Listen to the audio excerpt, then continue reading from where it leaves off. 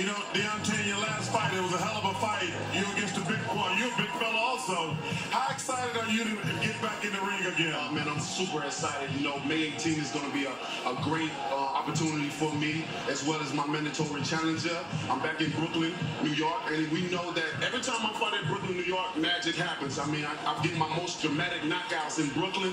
They, my athlete name is the Bronze Bomber, but in Brooklyn, they call me the Bronx Bomber, baby. So, you know, listen, we can joke around all we want to about all these heavyweight fights.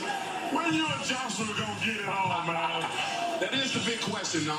You know, Joshua and his teams, you know, they already spoken to the universe that they wanted in 2020, and you know, I'm a believer of what you speak it, you believe it, receive it, and I think this is what it's going towards. But the major thing about this all is it's a three-headed king in this division, and we're all in talks. So you know, people may not get the right fight at the moment in time that they want it, but it's coming. Hey, listen, we just want to make sure that everybody knows it is Dominic Breazeale, May 18th, live on Showtime. Good seeing you. Good luck to you, buddy. Yeah, this is good. You know, I was watching the Final Four. I was just getting up from like a little small nap. And in between games, they had an interview with Deontay Wilder on CBS. I'm TstreeT Controversy. This is TstreeT Controversy Live. I cover every single major fight live. And, you know, not too much boxing news going on right now in the heavyweight division outside of the fact that Usyk has officially moved up, taking on Carlos Takam. As you can see, this fight is 41 days, 22 hours, and 35 minutes away. May 18th, 2019 at 9 p.m. Eastern on Showtime. Right now, it is 10:24 p.m. Eastern Standard Time, April the 6th, 2019. Let's lay out the heavyweight landscape for you. Deontay Wilder, WBC. Anthony Joshua has the other three belts, WBA, WBO, and IBF. He's taking on Gerald Big Baby Miller on June the 1st. You have Dillian Whyte. We don't know what he's going to be doing, but basically he should technically be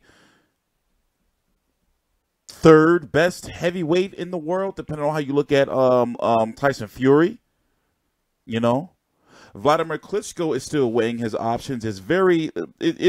He hasn't confirmed it, but he also has not said that he is not coming back. He has not said he's not coming back. There's rumors that he is going to return in May. If he is to return in May, then we'll have to hear something soon, right? Like really, really soon. Deontay Wilder, Breazeale, May the 18th. He had to fight Dominic Breazeale. I can tell you the whole story of why Dominic Breazeale was the mandatory and how you have to go back to when it was supposed to be Wilder versus Luis Ortiz, and then it was going to be Bermane Stiverne versus Dominic Breazeale as the co-feature for the WBC interim then winners fight. And Dillian Whyte was supposed to be the mandatory, but Luis Ortiz failed the drug test, yada, yada, yada. Listen, Deontay Wilder turned the money down. And to me, you know, it doesn't seem like Showtime guaranteed him that money. And also you have to factor in, what if he loses? You know, what if he loses to a Dominic Breazeale? And yeah, you know, they got some nice heavyweights up and coming like PBC, you know, that they can, you know, get into the mix with Deontay Wilder, like Adam Kownacki.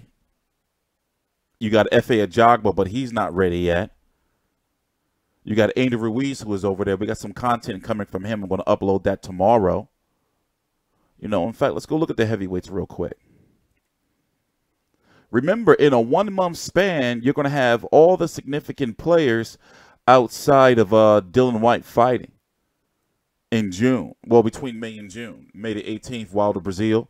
Then May the 25th, you're going to have Usyk Takam. That next week, you're going to have June the 1st, Joshua versus Miller. Then a couple of weeks after that, you're going to have Tyson Fury versus Tom Schwartz. I wonder what implications that's going to have in regards to the WBO, because you have Gerald Miller, who's ranked number 3 by the WBO, but he's fighting Anthony Joshua. If he loses, he's going to lose that high ranking.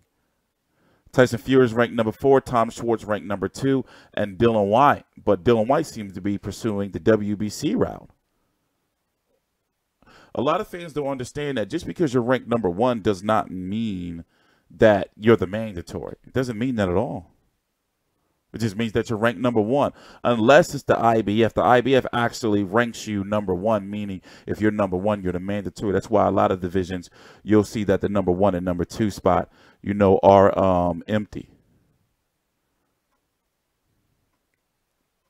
But my job is to cover the fights. This whole narrative of who's ducking who is getting old now. Both sides, from what I've seen and from what I've gathered, had their own reasons to push the fight off. I'm not going to say, for what and everything, going back and forth. Listen, I'm not with all that. Well, I'm going to go with the American side. In this case, they can't play the race narrative because they're both black fighters, both pro-black, two pro-black fighters. But the thing is, one is looked at as being with a slave driver and all that. This is all bullshit, man. It's just like weird. But then again, I've come to learn that, it's a money grab. You do videos on Deontay Wilder and Joshua ducking, especially if you join the side over here in the States and say it's all Joshua's fault, then, you're going to make a lot of money on YouTube. You're going to make some good money on YouTube. I'm not with all that bullshit, though. I just can't bring myself to do it. I'm a huge Deontay Wilder supporter. More than you motherfuckers. Y'all don't be buying the fights. Not you guys. Let me stop. Let me stop. I'm just saying this. In a perfect world, we would get Joshua versus Wilder. With the weight thing, we would get it like, September. But it's looking like it's going to be 2020. Both sides have seemed like they're like, listen, 2020 is going to be. They keep trying to build it up to be like a super fight like Mayweather-Pacquiao. But really, over here in the States, honestly, over here in the States, does Joshua Wilder do 1 million pay-per-view buys? I see 700. I see 700. Okay. The landscape has changed over here in the States pay-per-view. And, these guys got mandatories, especially Joshua. What if one of them gets knocked out? Top Rank is lining up mandatories around Anthony Joshua. What if one of them gets knocked out? It's not saying that the careers are over, but the money is going to take a dip. And you may bring up, well, look what Pacquiao got knocked out. Still, it's different, man. You don't want to risk that in this day and age. But hey, what the fuck can we do? There's 2 fights that are signed already. Joshua's fighting Miller. Wilder fighting Breazeale. Wilder has to fight Breazeale. Just get that mandatory out of the way. It'll save so much, issues in the future. But Dominic Breazeale is serious. And we've seen in the past, not lately, but in the past, Deontay Wilder has got clipped by lower level competition. Poor Macella's Wilder. That footage, I have not decided if I'm going to this fight. I don't think I'm going. I don't want to be around that shit. I just don't want to be like, I think I want to cover this fight from home. And I covered 2 Deontay Wilder fights. 3, right? I covered 2 Deontay Wilder fights. Then I was supposed to be at Wilder versus Ortiz, but, well, I was hospitalized. Couldn't walk. All that old bullshit. It's also going to be interesting to see what Luis Ortiz is going to do. Could we get Luis Ortiz versus a Chris Arreola, or Luis Ortiz versus an Adam Kownacki, or Adam Kownacki versus a Chris Arreola, or Luis Ortiz versus a Charles Martin or something like that? I was going to say top rank. PBC's got some nice, a nice crop of heavyweights. Also going to be interested to see what Trevor Bryan's going to do after Manuel Char is saying, think he's bigger than what he is, according to, the news reports coming out. And remember, Adam Kownacki is ranked pretty high. He's working his way up to being like a legitimate, well, he is now a contender, but I'm talking about like top 5 all across the board almost. Well, in 2 of the 3. But, Al Heyman fighters, if you don't know, don't really apply to fight for the WBO.